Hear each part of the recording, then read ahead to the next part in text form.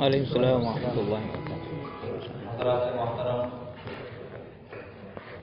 Time کیونکہ کافی ہو گیا ہے، میں حضرت مفتی صاحب علیہ رحمۃ سے متعلق کچھ گزارشات عرض کرنا چاہ رہا تھا، وہ کچھ ان میں سے بھی مختصر سی عرض کر کے بات ختم کروں گا۔ مفتی شفیق صاحب نے دورانہ گفتگو حضرت مولانا ابوالحسن علی ندوی رحمۃ اللہ علیہ سے متعلق ایک اقتباس نقل فرمایا تھا۔ اس بات کو سن کر کے مجھے ایک بات یاد آئی جو اسی سے ملتی جلتی تھی۔ حضرت مولانا محمد الیاس رحمۃ اللہ علیہ اور ان کی دینی دعوت، اس میں اس بات کا تذکرہ ہے کہ حضرت مولانا الیاس رحمۃ اللہ علیہ آخر وقت میں مرض الخاص میں جب تھے تو بہت زیادہ قلیل خاطر تھے اور بہت زیادہ متفکر تھے کہ کان کے پھیلنے پھولنے کی کیا صورت شکل ہوگی۔ تو اس ذیل میں وہ واقعہ بھی لکھا ہے کہ راجستھان سے حضرت محمد رشید نوانی صاحب اور پروفیسر محمد المومن صاحب، ان دونوں حضرات نے حضرت سے درخواست کی کہ 2 جماعتیں آپ جے پور میں بھیج دیجیے، انشاءاللہ ہم وہاں ان سے کام کروائیں گے۔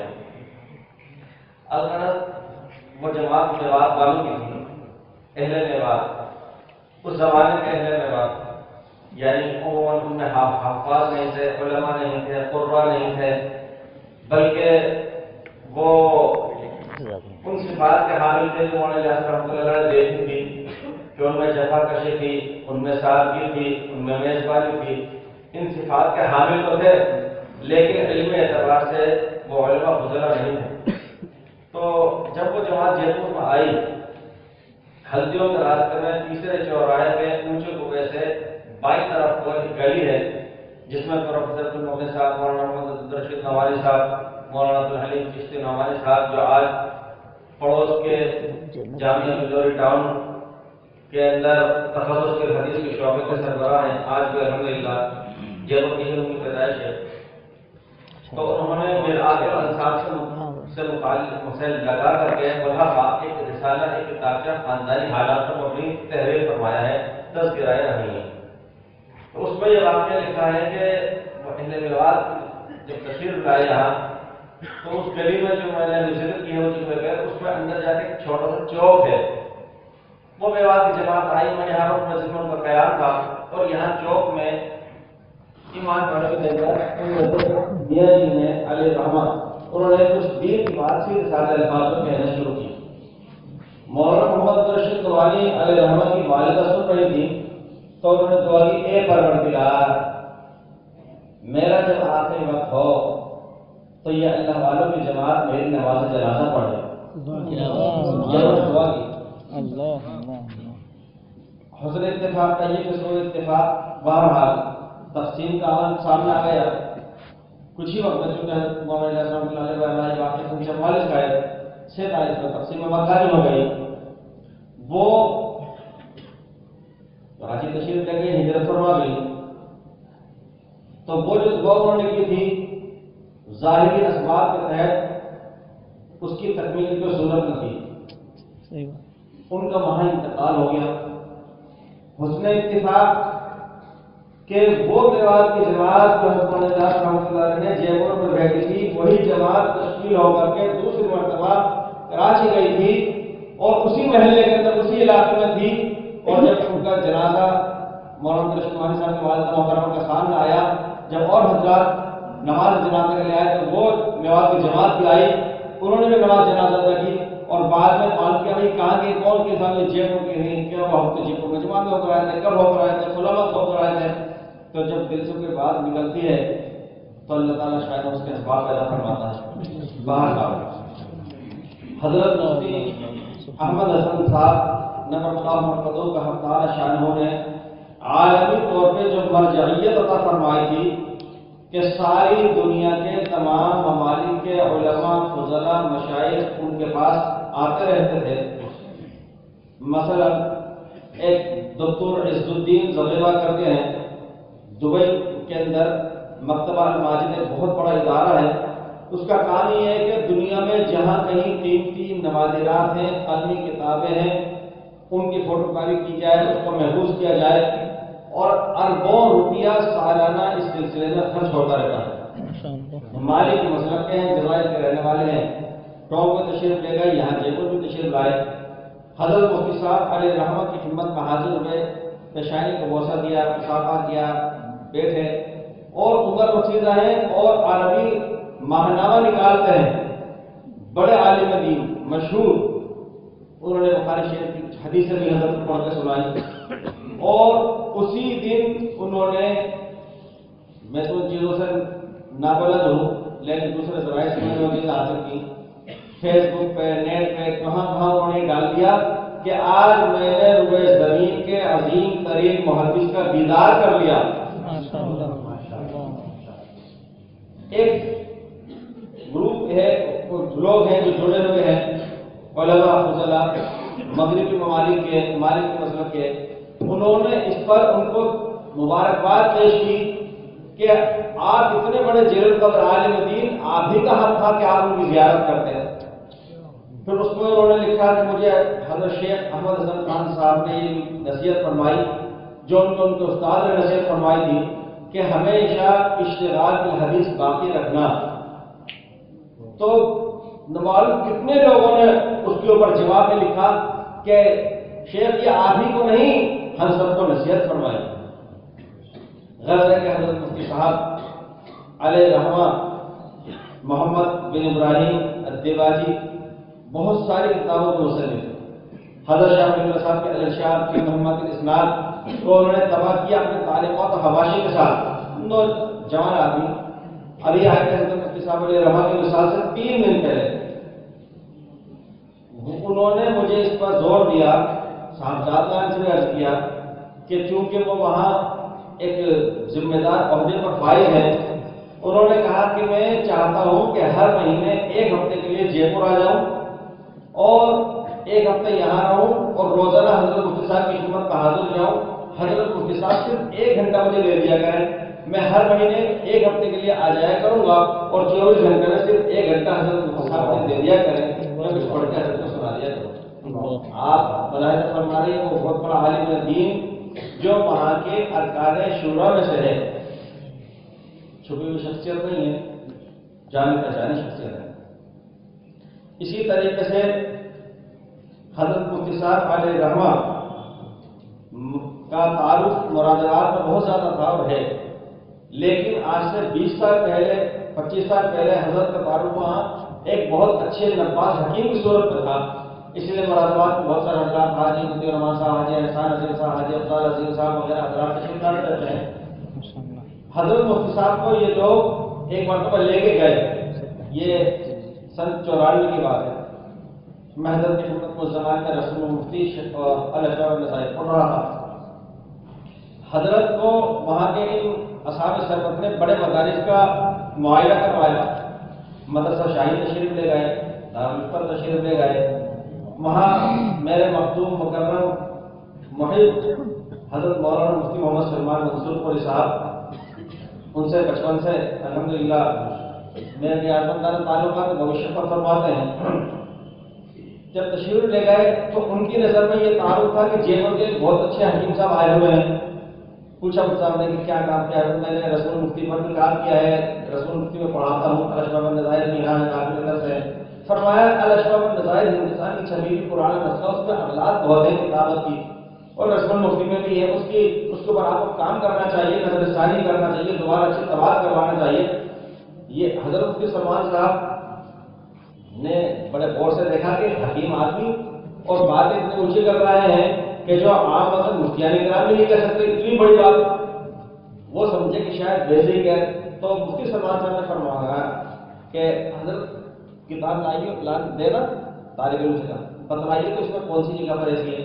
حضرت مفتی صاحب نے کھڑے کھڑے الاشراف اور نظائر میں 4 جگہ دکھا دی اور فرمایا چونکہ ابھی اجلت میں ہوں اس لیے 4 دفعہ دکھائی ہیں، 4 جگہ دکھائی ہیں، جگہ بہت ساری۔ انہوں نے فرمایا دیکھا کہ حضرت بات کرتے یہ تو بہت۔ اس کے بعد تو پھر وہ تشریف لائے، حاضر ہوئے، روایت رکھے۔ حضرت مفتی صاحب نے جب پرکھا کہ حضرت شیخ الاسلام کے نمازیں کام کر رہے ہیں، چونکہ ان کا بولنے کا بھی کام رہتا ہے، آواز ان کی کچھ متاثر بھی ہوتی ہے بعض دفعہ، تو ہمیشہ حق پہ آواز کشا دوائی حضرت مفتی صاحب ان کو بھیجتے رہے۔ حضرت مفتی شفیق صاحب شاہی مرادات والے، ان کے بھی روایت اچھے ہیں، حضرت مفتی شفیع صاحب کے لیے بھی وقتاً فوقتاً دفعہ حضرت مفتی صاحب بھیجتے رہتے تھے. میں غالباً 96 میں حضرت شاہ صاحب کے ساتھ حاضر ہوا. ندوۃ العلماء لکھنؤ حضرت شاہ صاحب کو چن گئے. وہاں کے دینی مدارس جو بنات سے متعلق ہے ان سے کچھ پریکٹیکل اور عملی طور پر سمجھنا تھا اور دیکھنا تھا. اپنے یہاں کے ادارے کے لیے میں بھی ساتھ تھا. حضرت مفتی صاحب علیہ الرحمٰن نے دو بڑے بڑے اہم قیمتی اجزاء پر مشتمل دوا بنا کر کے دی کہ یہ حضرت مولانا علی صاحب زندہ وجود کو پیش کر دینا اور خط تحریر فرمایا. میں نے جا کر کے میں نے دیکھا کہ اتنی قیمتی دوا اور اتنے بڑے بڑے ڈبے، چونکہ اندازہ تو بھائی حاضر ہوتا رہتا تھا. وہی گوپال شنکر نے پرانے میں نے بنا دی تو بنے دوا کے سلسلے میں اندازہ تو تھا.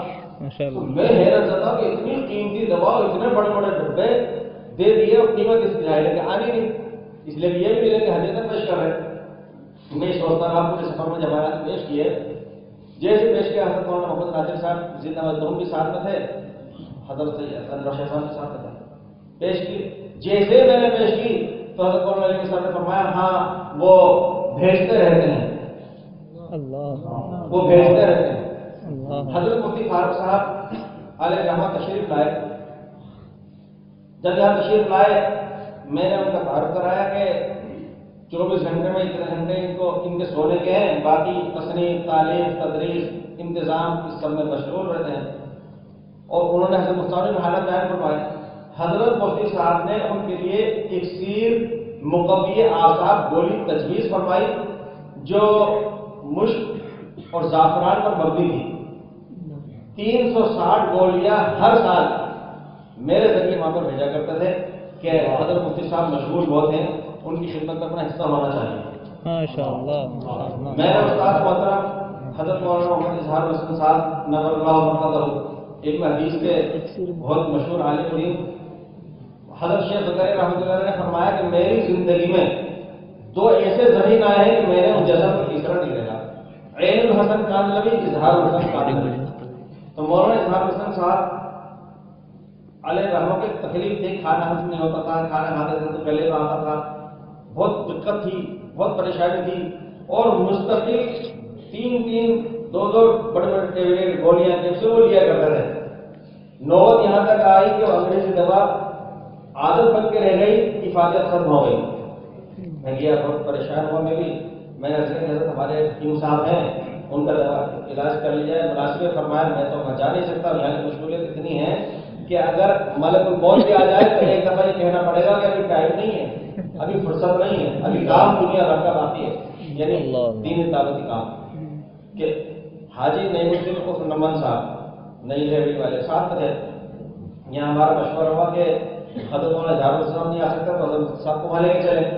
حضرت سے عرض کیا تو حضرت کی اپنی مشغولیات جیسی تھی، جا نہ سکتے تھے.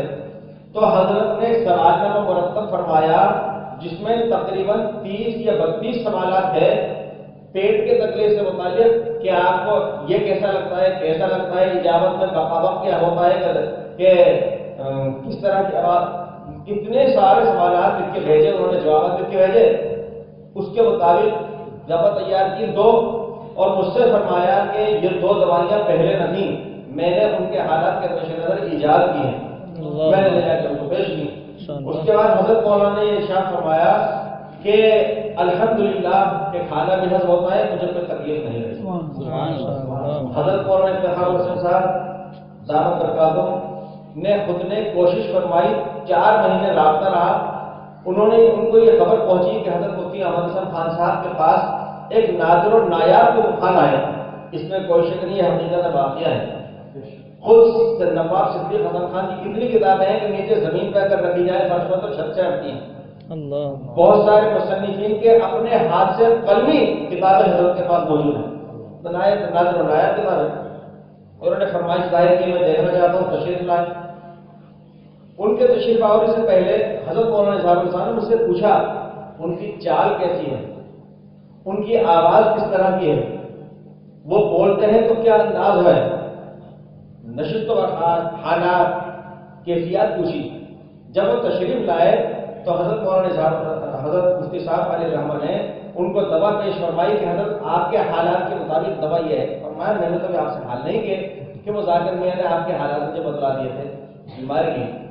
ایک بات یاد آئی، آمیر میں پہاڑی پہ کوئی رہتے تھے پیشوا دین آخر کے، وہ انہوں نے جو ان کے مذہب میں ہوا کرتا ہے کہ دان دے دینا اپنی کسی چیز کو، انہوں نے اپنی زبان کو دان کر دیا تھا، یعنی کچھ بولتے رہتے، زبان بند کر بولتے رہتے، ان کو بہت دبلے پتلے ہو گئے، کھانا پینا کم ہو گیا، تو حضرت مفتی صاحب فرماتے تھے کہ ایک شخص ان کا معتقد تھا غیر مسلم، وہ حضرت مفتی صاحب پاس آیا کہ جی صاحب ہمارے گرو بہت کمزور نڈھال ہو گئے، کچھ سمجھ میں نہیں آ رہا، آپ نے کوئی دوا دی، کوئی ان کے بارے میں تدبیر کریے۔ تو فرمایا کہ وہ حال کہتے تھے کہ بولے تو کچھ نہیں ہو، آواز تو انہوں نے دان کر رکھی ہے، پھر کیا نبض وہ دیکھنے نہیں دیں گے آپ کو؟ تو سر فرمایا تو پتہ کیسے چلے گا؟ اور دوا کو کھائیں گے ہم، چلیے تشریف لے گئے۔ جب تشریف لے گئے کچھ دیر حضرت مفتی صاحب کالج میں پیچھے بیٹھے رہے، دیکھتے رہے، حضرت مفتی صاحب باہر آئے اور حضرت مفتی صاحب نے ان کو سفور دیا اور فرمایا کہ آمیر کی گنجی ماگے کی جو گول ہوتی ہے نا، اس میں اندر کو رکھ کر کے پیش کر دینا، یہ کھائیں گے علاج ہو جائے گا۔ شام تک وہ اچھی طرح چلنا پھرنا ہو رہا ہے، ان کا بالکل تندرست تمانا۔ حضرت مفتی صاحب کے پاس وہ سمائے کہ یہ آپ نے کیسے اندازہ لگایا؟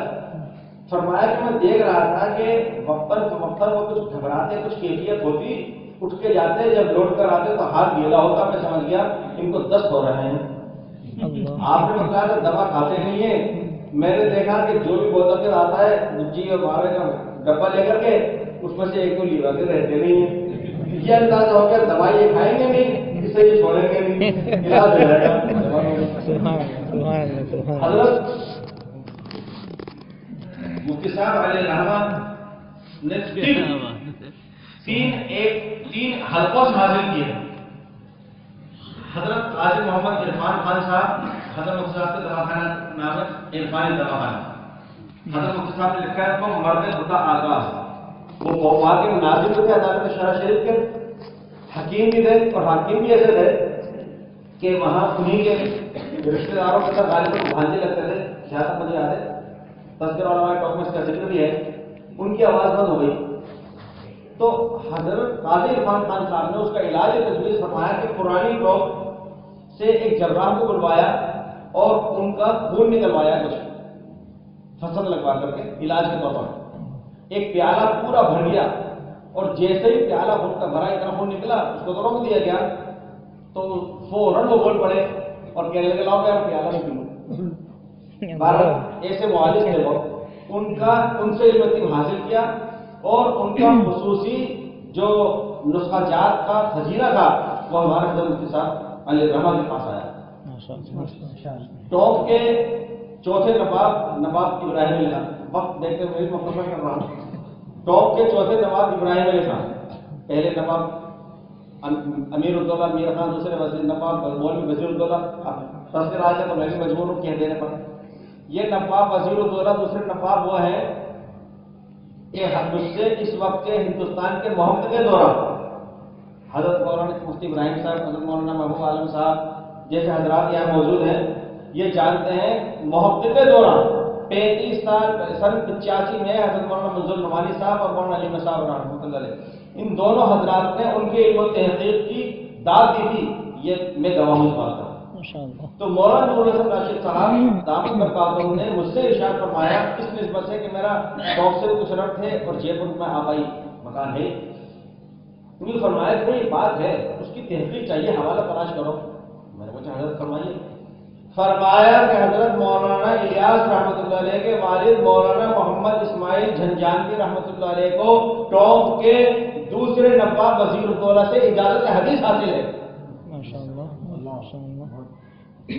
نواب وزیر الدولہ لوگ سمجھتے ہیں کہ تعیش کا ایک منظر ہوتا ہوگا، حضرت سید احمد شہید رحمۃ اللہ علیہ کے مرید حضرت مولانا اسماعیل جھنجانوی علیہ رحمہ کو جن سے اجازت حدیث حاصل ہو، اس کا علم حدیث کا مقام کیا ہوگا۔ ان کے صاحبزادے مولانا मौलवी मोहम्मद अली खान और उनके साहबजादे नवाब इब्राहिम अली खान 62 साल में उन्होंने हुकूमत की टॉप में। नवाब इब्राहिम अली खान का जब आखिर वक्त हुआ और कैफियत ये थी कि न इधर न उधर, तो रियासत टॉप की जानिब से नवाब हकीम अजमल खान साहब को बुलाया गया। हकीम अजमल साहब आए, नवाब साहब की नब्ज देखी, पूछा कि इनके मौलिद खास कौन है। बतलाया गया कि इनके मौलिद खास नवाब साहब के वो हकीम बरकत अहमद साहब है।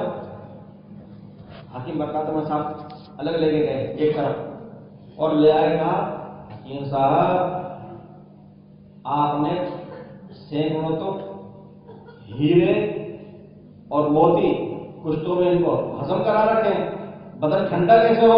अब तो कोई ऐसी दवा दीजिए तो बदन ठंडा हो। ये तो उनसे खामोशी में कहा और बाहर आकर उन लोगों से कहा जब रियासत टॉप में ऐसा हकीम मौजूद है तो अजमल खान को बुलाने की क्या जरूरत है। हकीम साहब ने ऐसी बता वो दवा इस तरह की दी कि उसका वो गर्मी रफा हो और वो ठंडक हो, उनका आसानी हो। तो हकीम बरकत अहमद साहब का एक वास्ते से हजरत मुफ्ती साहब ने इल्म दीन का खजीना हासिल करवा लिया। दो हो गए, तीसरे सुनिए। झज्जर बहुत छोटी सी रियासत थी और नवाब पटौदी यहाँ गए। ये पटौदी उस झज्जर के अंदर लगता है, उस जिले में लगता है। वहां पर बाकायदा दारुल क़ज़ा था, इस्लामी शरीयत का निफाज था एक हद तक। वहां के हजरत मुहद्दिस आजम मुहद्दिस अमीर हसन साहब सुहा, जिनको कुलजुल उलूम कहा गया है, उनकी सनद पर ये लिखा हुआ है। उनका जो खानदानी गहरा खजीना चला आ रहा था वो हजरत मुफ्ती अहमद हसन साहब अलैहिर्रहमत के पास आया। इस तरह इल्म दीन के तीनों तरीके और तीनों खजीने हजरत मुफ्ती साहब के पास आए। ये हजरत मुफ्ती साहब से करने के बाद मैं अपनी बात खत्म करता हूँ। एक दो बात मेरे जहन में आ रही है, मैं अर्ज कर देता हूँ। दिल्ली के अंदर दो साहिबान थे, एक हजरत मौलाना मोहम्मद इलियास रहमतुल्लाह अलैह के मुरीद, एक हजरत शाह अब्दुल कादिर रायपुरी रहमतुल्लाह अलैह के मुरीद। उन दोनों में आपस में बहस चलती थी और दोनों अपने अपने बुजुर्गों का पीरों का मुआवजा करते थे, मुकाबला करते थे। ये कहते मेरे पीर अफजल, वो कहता मेरे पीर अफजल। ये खबर पहुंची हजरत मौलाना मोहम्मद इलियास रहमतुल्लाह अलैह को कि मेरे मुरीद अपने साथी से इस पर मुवाजना किया करते हैं कि मैं अफजल रायपुरी अफजल। तो फरमाया कि अरे मुवाजना करते हो, मैंने तो हजरत रायपुरी के दरो दीवार से जिक्रुल्लाह की सदाएं सुनी हैं और वहां पर मैंने नूरानी मंजर देखे हैं। हजरत शाह अब्दुल कादिर रायपुरी रहमतुल्लाह अलैह कभी खबर हुई कि मुरीद साहब हजरत मौलाना इलियास साहब से मेरा मुवाजना करते हैं। फरमाया कि चचा भतीजे का मामला एक ही है, यानी हजरत मौलाना इलियास रहमतुल्लाह अलैह चचा और उनके भतीजे शेख बदरी साहब, इन चचा भतीजे का मामला एक ही है। जहां हमारी इंतहा होती है वहां इनकी इब्तिदा होती है। एक मरतबा सहारनपुर में हजरत शेख बदरी रहमतुल्लाह अलैह कहा, दो बुजुर्ग जमा थे, हजरत शाह अब्दुल कादिर रायपुरी रहमतुल्लाह अलैह और मौलाना इलियास रहमतुल्लाह अलैह। वहां ये जिक्र आ गया कि उस जमाने में तफसील से पहले की बात है, चूंकि सर 44 में इलियास साहब की भी रहमत हुई है मौलाना थानवी रहमतुल्लाह अलैह की। तो वहां ये जिक्र आ गया कि हजरत थानवी और हजरत मदनी अलैहिर्रहमा के जो कुछ सियासी इख्तिलाफात थे वो मौजूद चल पड़ा और उसमें ये बात मुवाजना चल रहा था कि हजरत मदनी कैसे ऊंचे कैसे थानवी ऊंचे। हजरत मदनी अलैहिर्रहमा के बाद मुस्तशरीन वो अपने शेख को बढ़ा के बयान करते हजरत थानवी पर, और हजरत थानवी रहमतुल्लाह अलैह के बाद मुरीदीन वो बढ़ा के जिक्र करते अपने हजरत का थानवी अलैहिर्रहमा का हजरत मदनी पर। हजरत मौलाना इलियास रहमतुल्लाह अलैह ने इरशाद फरमाया, फैज की न यहाँ कमी न फैज की वहां कमी, न फैज की शेखुल इस्लाम हुसैन बदली के यहाँ कमी, न फैज की हजरत मौलाना शरीफ थानवी रहमतुल्लाह अलैह के यहाँ कमी। फैज की न यहाँ कमी न वहां कमी, मोतरिज यहाँ से भी महरूम, मोतरिज वहां से भी महरूम। हमारे हजरत मुफ्ती साहब अलैहिर्रहमा ने बारह इरशाद फरमाया, क्योंकि मेरे हजरत मुफ्ती इब्राहिम साहब के, मौलाना मोहम्मद शाही साहब के, हमारे शेख हजरत मुफ्ती मोहम्मद फारूक साहब अलैहिर्रहमा ने हजरत मुफ्ती साहब के मलफूजात को जमा किया। फिर एक बात याद रखिए, आप इजाजत दें तो अर्ज करूं, एक साहब ने आप देखा कि مفتی محمد فاروق صاحب نے حضرت مفتی محمود حسن صاحب اپنے شیخ کو پچھاڑ دیا اور ان کی چھاتی میں بیٹھ گئے۔ جنہوں نے دیکھا انہوں نے آ کے سنا دیا حضرت بڑے حضرت مفتی صاحب رحمۃ اللہ علیہ کو کہ حضرت میں نے خواب میں دیکھا کہ مفتی فاروق نے آپ کو پچھاڑ دیا اور اپنی چھاتی میں بیٹھ گئے۔ حضرت مفتی صاحب نے فرمایا ہاں صحیح تو ہے، میں نہیں چاہتا تھا کہ میرے فتاوی شائع ہوں، میں نہیں چاہتا تھا کہ میرے ملفوظات شائع ہوں، لیکن مفتی فاروق مانے نہیں، میرے فتاوی بھی شائع کر دیے، میرے ملفوظات بھی شائع کر دیے، میرے مکتوبات بھی شائع کر دیے، وہ غالب آ گئے اور مغلوب ہو گیا۔ تو حضرت مفتی فاروق صاحب علیہ الرحمہ نے حضرت مفتی صاحب کے وہ 10 حصوں کے ملفوظات کے وہ 3 جلدوں میں شائع فرمایا۔ اس کے اندر یہ بات لکھی ہے کہ حضرت مفتی صاحب علیہ الرحمہ یہ فرماتے تھے کام کرنے والوں کے لیے ایک دوسرے کے معاون بن کر کام کریں، معاون بن کر کام نہ کریں، ایک دوسرے کے رفیق بن کر کام کریں، ایک دوسرے کے رقیب بن کر کام نہ کریں۔ جو بھی جہاں بھی ملت کا کوئی بھی کام کر رہا ہے، دین کی کسی بھی طرح سے خدمت کر رہا ہے، وہ ہمارا محسن ہے، اس کا ہم پر احسان ہے، ہم سب اس کے قدردان ہیں۔ اپنے یہاں کوئی تقابل نہیں، اپنے یہاں کوئی تعارض نہیں، اپنے یہاں کوئی موازنہ نہیں۔ اسی طریقے سے ایک بات یاد آئی اور میں بات کرتا ہوں، معافی چاہتا ہوں، ٹائم بہت ہو گیا۔ حضرت مولانا اظہار حسن صاحب علیہ رحمت سے بات سنی کہ حضرت مولانا فضل الرحمان گنج مراد آباد رحمۃ اللہ علیہ نے یہ ارشاد فرمایا کہ بھائی کوئی کچھ بھی کہے لیکن مرزا غالب کی بھی مغفرت ہو گئی اور سر سید احمد خان کی بھی مغفرت ہو گئی۔ میں پہلے مسئلہ عرض کر دوں، کشف کسی کا بھی حجت شرعیہ نہیں ہے، میں تو بطور تذکرہ کہہ رہا ہوں، اس لیے کہ حدیث پاک میں خواب کو 46 فیصد بھی کہا گیا ہے کبھی کا، اور خاص طور سے اولیاء کاملی۔ تو انہوں نے فرمایا کہ